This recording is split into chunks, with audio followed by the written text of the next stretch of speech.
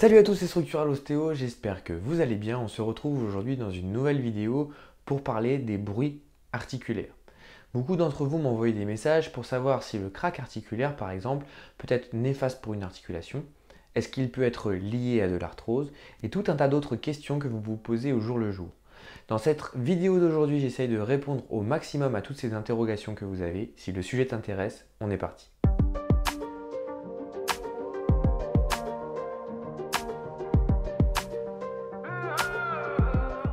Les bruits articulaires peuvent être de plusieurs types et sont fréquemment retrouvés dans la population. Malgré tout, ils sont souvent source de questionnements et les gens s'inquiètent parfois. S'il y a assez peu d'études sur le sujet, je vais quand même essayer de répondre un maximum à tes questions dans cette vidéo. La vidéo d'aujourd'hui traite des craquements articulaires en dehors des blessures ou des traumatismes. Si jamais tu te tords la cheville et que tu entends que ça craque, ça peut être dû à des traumatismes de tissu. On ne va pas aborder ça aujourd'hui, mais plutôt les craquements qui surviennent sur des mouvements habituels et qui ne sont, à la plupart du temps, pas douloureux. Le bruit articulaire est un bruit brusque que tu peux entendre et qui est en général associé à une augmentation de l'amplitude articulaire de manière temporaire. Il existe une période réfractaire, c'est-à-dire une période pendant laquelle tu ne peux pas reproduire une deuxième fois ce craquement articulaire lorsqu'il a été produit une première fois. Les premières études sur les craquements articulaires ont commencé en 1911 mais concernaient surtout des articulations lésées. À partir de 1938, les études scientifiques ont commencé à se pencher sur les articulations saines. Et c'est à partir de 1947 qu'on a commencé à avoir des résultats beaucoup plus intéressants puisqu'on a étudié radiographiquement la façon dont se passe un craquement articulaire. Il semblerait donc que lorsqu'on a deux surfaces articulaires l'une à côté de l'autre et qu'on fait une force de distraction, c'est-à-dire qu'on tire dessus, on a d'abord un éloignement des surfaces articulaires jusqu'à un certain point, puis on obtient une résistance à l'éloignement et si on continue à augmenter la force de distraction, alors d'un coup brusque, paf, les deux surfaces articulaires s'éloignent et forment une cavité gazeuse.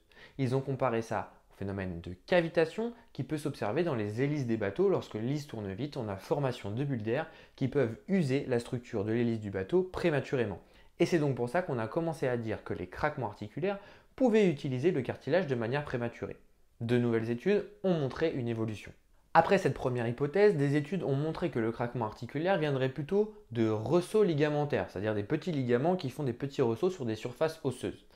Puis on a continué les recherches, on a alors abouti plutôt à une hypothèse de tribonucléation. La tribonucléation, c'est lorsque tu plonges deux surfaces dans un liquide visqueux et que tu les sépares de manière brusque, eh bien la pression négative associée à la vitesse de séparation génère une cavité gazeuse, c'est le phénomène de tribonucléation. Maintenant que tu sais comment ça fonctionne, la première question c'est est-ce que le craquement articulaire a une utilité pour le corps? Eh bien certains pensent que c'est une adaptation de tes tissus à des stimulations pluriquotidiennes. En gros, si jamais tu ne stimules pas tes doigts régulièrement, ils ne craquent pas forcément.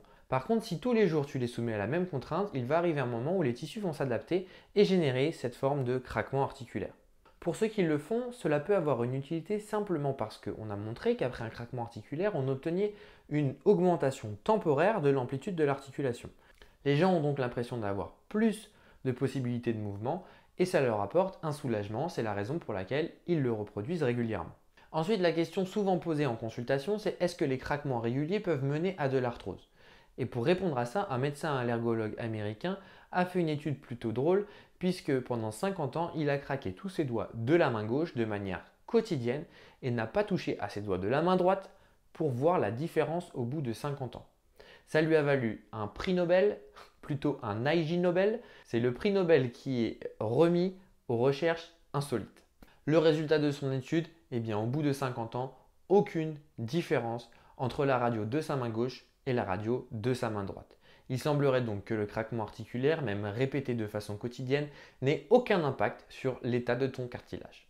Une étude a également été réalisée sur les bruits articulaires du genou et le but avait été de montrer si jamais les bruits articulaires pouvaient être associés à des signes prédictifs d'arthrose. Ils ont montré qu'effectivement, dans certains cas, certains bruits articulaires pouvaient être prédictifs d'arthrose. Mais comme je te l'ai expliqué, il existe plusieurs types de bruits. Il semblerait par exemple que les grincements ou les frottements aient beaucoup plus d'incidence que le simple crack articulaire d'ouverture d'articulation comme je te l'ai expliqué tout à l'heure. Le problème de l'étude qui a été réalisée, c'est qu'il ne dit pas de quel type de bruit articulaire on parle, il ne fait pas l'indistinction. C'est un véritable biais qui ne nous permet pas d'avoir d'affirmation quant au lien entre l'arthrose et les bruits articulaires. Tu as peut-être déjà entendu parler du signe du rabot. C'est un test clinique qu'on réalise en kinésithérapie ou en d'autres thérapies pour éventuellement mettre en évidence une arthrose fémoro-patellaire. Il s'avère qu'en réalité, ce résultat de test à lui seul ne permet pas de faire de lien avec une lésion éventuelle fémoro-patellaire. Pour ce qui concerne les craquements articulaires de la colonne vertébrale, eh bien peut-être que tu as pu les expérimenter toi-même, ils peuvent arriver à n'importe quel étage, cervical, dorsal ou lombaire, ou bien tu en as peut-être bénéficié lors de manipulations auprès d'un chiropracteur, d'un ostéopathe ou bien d'un thérapeute manuel qui utilise des manipulations qui souvent aboutissent à un craquement articulaire. Les études scientifiques montrent qu'il ne semblerait pas y avoir d'augmentation de l'efficacité de la technique grâce au craquement. Ça veut dire que la technique craque ou qu'elle ne craque pas, le résultat semble le même. La seule chose qui diffère par contre, c'est ce que les patients ont là-dedans et ce qu'ils pensent du crack. Et là, les études qui se sont penchées sur la représentation des patients face au crack articulaire ont montré certaines choses très intéressantes. En effet, 49% des patients interrogés pensent que le crack articulaire est associé à un repositionnement vertébral. 23% pensent que c'est une friction des deux surfaces articulaires et seulement 9% pensent effectivement qu'il s'agit de la formation d'une cavité gazeuse au sein de l'articulation. En plus de cela, on notera que quand même 40% des patients pensent que le bruit articulaire est signe de réussite de la manipulation. Et ça par contre, ça va influer sur les résultats. Car si une personne pense que la manipulation n'a pas fonctionné, eh bien c'est la meilleure façon pour avoir un effet nocebo vis-à-vis du traitement. Il est donc important d'expliquer à nos patients que le craquement articulaire peut être obtenu lors d'une manipulation, mais qu'il n'est pas nécessaire pour obtenir un bon résultat. Si jamais on devait tirer une conclusion de tout ça, eh bien il semblerait que les bruits articulaires seraient dus à un phénomène de tribonucléation et qu'on ne peut pas les associer à des phénomènes arthrosiques, que les bruits articulaires des genoux peuvent être des signes précurseurs d'arthrose, mais que pour le moment, les résultats scientifiques ne sont pas suffisamment probants, que les grincements fémoro-patellaires pourraient être un signe précoce d'arthrose fémoro-patellaire à la radio, et que les bruits articulaires ne devraient pas être banalisés, qu'on devrait prendre le temps d'expliquer à nos patients à quoi ils sont dus, ce qu'ils impliquent et qu'ils ne sont pas dangereux du moment qu'ils ne sont pas douloureux. Si jamais tu as des craquements articulaires qui sont douloureux, en revanche, il faudra consulter. Voilà, c'était ma petite vidéo sur les craquements articulaires. En gros, ne t'inquiète pas trop, on s'en fait toute une montagne, mais ce n'est pas si grave que ça. J'espère que cette vidéo t'a plu. Abonne-toi à ma chaîne pour pouvoir être informé de la mise en ligne des prochaines vidéos. En attendant, je te souhaite une excellente fin de journée. Bisous ostéo.